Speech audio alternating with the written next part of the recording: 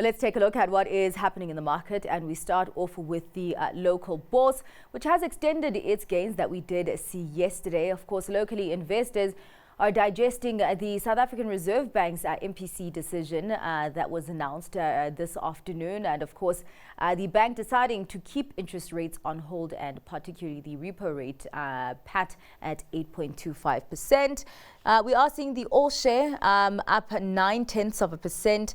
The industrial 25 carrying most of those gains, advancing more than 1.5%, with the financial 15 there climbing almost 1%. The resources 10 complex, though, bucking that trend with a decline there of more than 0.1%.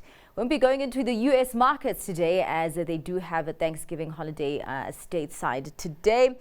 So crossing over across the Atlantic into the European markets, we did see some PMI data coming out, and we did see the Eurozone PMI still in a contraction territory. And because of that, we also did see in November employment contracting for the first time in nearly 3 years. We also did get PMI data coming out of the UK there, with business activity actually surprising it to the upside and going into expansionary territory. We are seeing a sea of green over there. FTSE 100 up almost 0.1%. The CAC 40 there with a gain of almost 0.25%, and the DAX climbing more than 0.1%.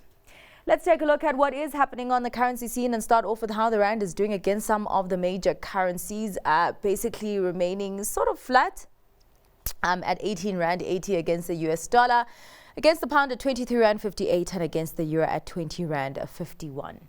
Let's take a look at what is happening with the other currency pairs, starting off with the euro dollar at 1.09, pound dollar at 1.25, and the yen just below 150 against the US dollar.